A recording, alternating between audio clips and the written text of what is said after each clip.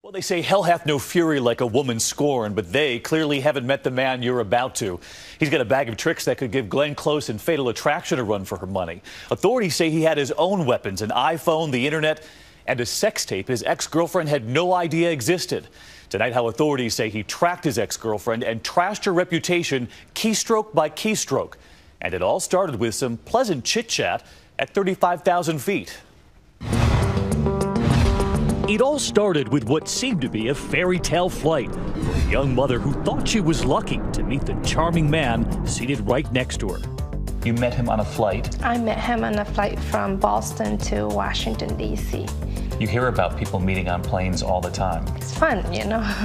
So fun, it seemed an unexpected romance was about to take off, too. He seemed like a really nice person. You talked the whole time? Yeah. And when the flight landed, Soraida Hicks says the gentleman beside her, Bruce Stimon, asked for her number. And I was like, well, okay, why not? Why not? He told her he was in the D.C. area often on business, and it wasn't long before their first date. In fact, they would go out 3 times before she would even reveal where she lived. And when she did, he sent you flowers. Yeah, he wanted, that was the reason why he wanted my address. He wanted to send me flowers.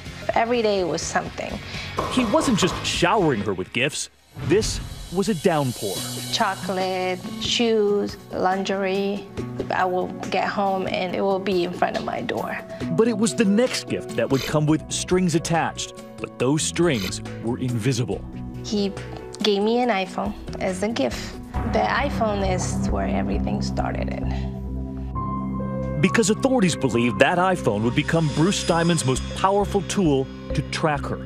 He made sure the GPS, that built-in locator, was turned on. So he knew where you were at every moment? Yeah, and of course I didn't know he was doing that. Not only was he tracking her, he was studying her, downloading all of her numbers, her friends, her family. He was watching who she was texting, who she was messaging on Facebook. And she says when she told him things were moving too fast, his next move turned dark. So he took all of the contacts in the phone. And began sending them messages? Messages, yeah. He started sending message to all my friends saying that I had STDs. And that was just his first message. Authorities say the next one would link all of her friends to a website where he had listed Soraida as an escort. How did you feel at that moment? I think it's the worst thing that a woman can ever go through. I never even went to those sites. I didn't even know they existed. Soraida is convinced it was her text messages to male friends that set him off. It was jealousy, I think. Was any of it romantic? No. But he thought it was? Yes. And when she wouldn't take him back? He's like, and everybody will know you as a prostitute, and I'll make sure that your family, your friends, your co-worker, everybody know. I'll make sure that they know. That was the threat? That was the threat. And authorities say he delivered on that threat, posting more profiles of her online. With my office number. And he put in there that I provide service from my branch, because it was a bank. So you had men calling you at the bank? At the bank, yes. They wanted me to have sex with them. She lost her job and lost her identity too, because when she went online herself, she discovered who she'd become in everyone else's eyes. I thought it was the end of my world.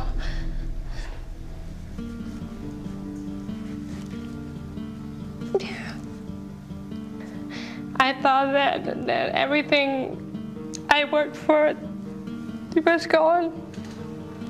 Authorities say he would find other ways to terrorize her too. Cancel my water, he canceled my heat, he canceled my electricity. Why was he doing this? He wanted me to call him and say, help me. Instead, she was pleading help me to police. Just as authorities say, Bruce Stimon was about to deliver his biggest blow yet, posting a sex tape she had no idea even existed. He secretly recorded the two of you having sex? Yes, and I don't even know how he took that video. I was like, how dirty can you be? You're sending this to my family, to my daughter, to my kids, to my kids' friends. I couldn't believe it, but I was living it. And her daughter was about to be living it too, because authorities say not only was Soraida's name and number listed, he would soon list her daughter's name too. At that moment, I wanted to kill him. At all hours of the day and night, strangers now showing up at their front door.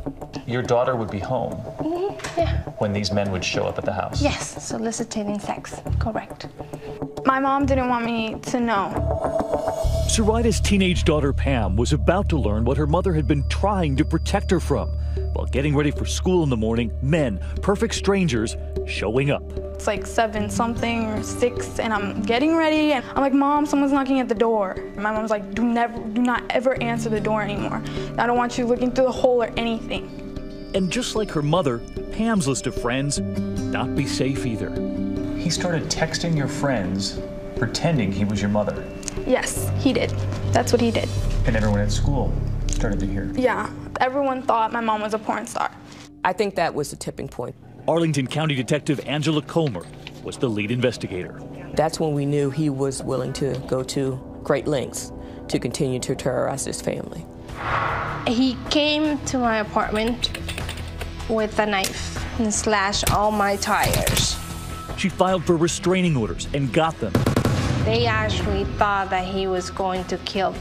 We were convinced she was in danger, that he just wouldn't stop. And one evening this past November, just after nightfall, authorities say instead of flying to D.C., Bruce Stimon drove this time, all the way from his small-town New Hampshire home to Soraida's apartment. I was just getting in my door. And he was waiting in the parking lot. He began slashing her tires. This time, police were waiting. He was caught in the act, and he was arrested that night. Arrested, Bruce Stimon would plead guilty to identity theft, extortion, and stalking.